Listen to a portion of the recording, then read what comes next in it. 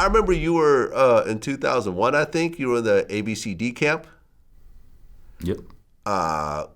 Kobe Bryant spoke at that. Yep. Is that the first time you actually met him and stuff like that? That's definitely the first time I met Kobe at ABCD camp. What was it like to have Kobe speak, and what do you think you got out of it?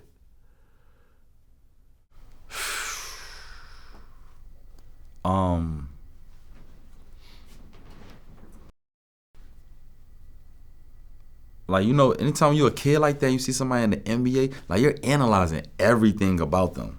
I just remember him walking in with Vanessa. I remember everything they had on. I remember Vanessa having Adidas black tights with the stripes going down. I just remember Kobe at this time. He got the Adidas fro. Yeah, he had the fro. I remember. He got the Adidas fro and shit. I don't know. It just made someone.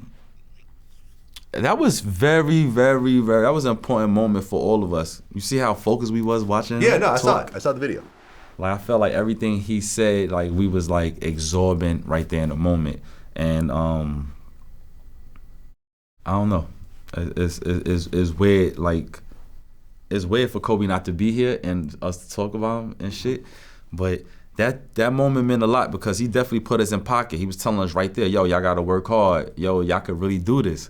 And he went from high school into the NBA. So I feel like him talking to me in that moment, I was sitting there in that moment I'm going to the NBA.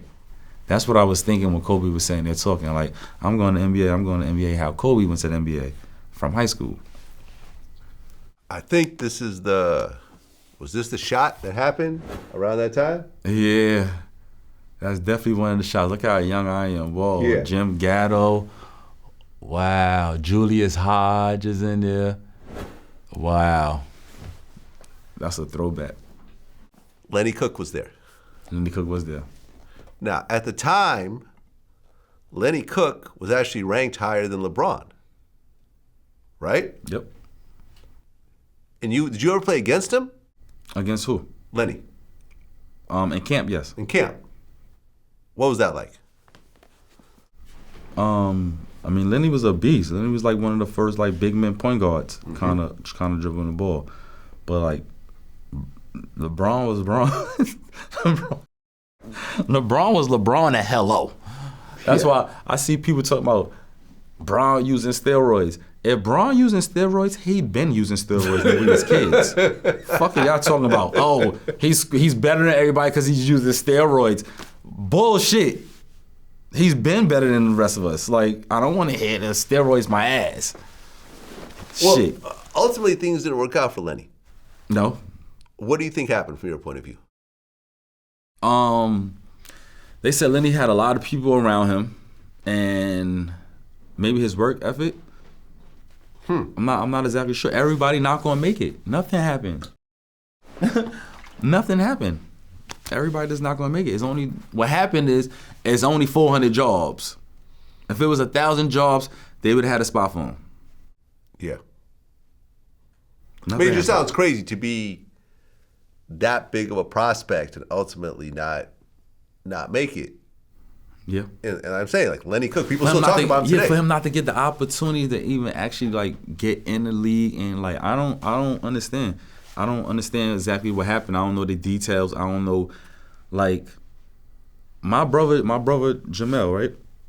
Played for Providence, leading scorer in Big East, all this type of stuff. They have him in the mock draft, 14th, and they didn't pick my brother, and my brother did everything right? But what my brother was doing, he was doing everything too right? He was listening. He was listening to everybody. So they had an agent for him over here. Stephon Fake had an agent for him. This one had an agent for him. And he get to the draft and he's not really represented the right way. You know what I'm saying? Me, I ain't listen to nobody. I went and did what I had to go do and got my agent and focused on what I needed to do, and I got drafted. So I don't know what happened in between Lenny going from college or high school to the NBA. All that made a difference. What agents he was with, who he pissed off. It could be something simple like that. It could have been he's taking money from these agents over here, and then now he get a new agent when he's about to go to the NBA, and now these dudes right here create a narrative, and then he's done. So I don't really know why he didn't make it to the NBA. Well, But yeah. he was not, sorry, well, I love Lenny. And Lenny, my dude. But Lenny was never LeBron James. Okay, but they were saying that he was ranked higher at one point. Lenny was never LeBron James. LeBron that y'all see, that's LeBron to y'all. We knew that shit from right there on jump. He was already that way. Yeah. From hello, he was already doing spin around, shooting fadeaways from the 3-point line. When we fucking 12, 13 years old. So LeBron is a fucking steroid. What are you talking about? I'm about to go take some LeBron and fucking stick that shit in people. Like, but Lenny was never LeBron. Lenny was the man. Lenny was nice. He got the New York City, so we got all the hype around us also. But as far as a basketball player, no, not LeBron. Well, NBA player, but not LeBron. Yeah. Well, I finally got to see the Through the Fire documentary. Okay. We talked about this last time. It was impossible to find. It's Yeah. not on Amazon. It's not on streaming. We took it off YouTube. Yeah, it's off of YouTube. I finally found a Twitter account that had the whole video on there, and I downloaded it, and I got to watch the whole thing. Yeah, I mean, it was a deep documentary. I mean, it had your older brother, how he never got drafted, and how that was just like a catastrophe in your family. Because everyone thought that, okay, this is going to be the first one, and then it ultimately didn't happen. What happened to your brother after he didn't get drafted? After he didn't get drafted? Yeah. After my brother Jamel didn't get drafted, he went overseas. Like, Okay. He worked out for the league a little bit, but he went overseas. Played in the ABA a little bit, and he went to overseas. Played in Italy, Turkey, Greece. Okay. I remember there was a mural that they showed of a kid. Juice. Yeah. Who was supposed to go, I mean, he was playing for what, Georgia or something, or Georgetown? He was going to go to Georgia Tech with Stephon. There we go. And then he got killed. Yep. And then they put a mural in Coney Island of him. And we have a basketball tournament right now with Isaiah Whitehead and Lance Stevenson right here, right there where that mural is. Yep. Did you know him personally? Absolutely. Whole community. How did he get killed? Gun violence. Huh. Robbery. A robbery. How'd you feel when you heard that? Confused as a kid. I went to his funeral and all that. Wow. Shit was mad weird. Yeah.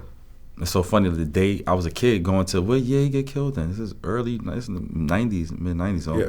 I'm super young. And I remember the day of Juice's funeral, and I was a kid, and I'm walking out the building, and Stephon's mother is sitting in front of the building. My Aunt Mabel is sitting in front of the building, and she like, where you going? I'm like, I'm about to go to Juice's funeral. And she was like, go take that red shirt off. I had a red shirt on. She was like, you don't go to funerals with a red shirt on. And I just remember that day, and I remember going to the funeral. I remember seeing Juice. And that shit fucked me up as a kid. Oh, seeing him in the casket. Yeah. Yeah. Yeah. Yeah, sad, man. Facts. You think he would have gone in the NBA? Maybe so. Yeah.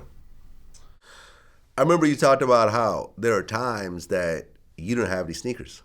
Yeah. You had boots, but you didn't have any actual sneakers to play with, and you had to use your sister's. Yeah, this is the famous story. My sister hate this story. But I'm so fly, you know what I'm saying, Vlad? I'm so fly now that I be have to like remind people. You know what I'm saying?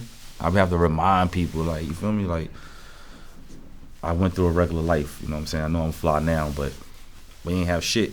And this one day, like, I get up in the morning and shit, and my sister, she's still asleep. And I'm like, what you doing? She's like, I'm not going to school. I'm going somewhere with Terica. That's our older sister. I'm like, all right, I'm wearing your sneakers. So I got her sneakers. Actually, I didn't even tell her. I take the sneakers, I go to school. I'm sitting in school, I'm feeling good. Like, I got some fresh sneakers on. Swear to God, my sister knocking on the glass door. Oh, in the classroom? I'm like this, right? Turn around. She tell my sister, oh, can I speak to Sebastian? So I get up, go in the bathroom. She got a plastic bag. She like, nigga, here's your boots. Let me Give my get sneakers those. back. Gave her sneakers, went back into class. Soon I sat down, my friend Mel was like, yo, I'm seeing your sneakers. I was like, and it was some dusty ass boots, bro, because I was playing ball in them too. You know what I'm saying? So them shits like the back, you know how the back used to get ran down? Oh man, them shout out them boots I had. Them shit, and they wasn't Tim's, they was like some.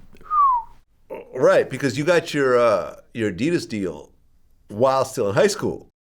So how did it feel to go from having to steal your sister's sneakers to suddenly No, I got out of sending that cases? phase quick. So that's probably like 3rd grade. Okay. That's like 3rd grade when she do that. 3rd, maybe 4th grade, right? It was me and Mel in the class together, right? Maybe 4th grade. 5th grade, I would come to top 5th grade in the country. You know what I'm saying? So my man Zig, once Zig handed me some sneakers, like I started taking that basketball shit serious. Right. And you actually had, I remember in the documentary, you actually had the lookbook where you actually had your signature sneakers right there already set up. Yeah, bum ass Adidas was definitely on my body. So we had some game day lightnings, my own signature sneaker.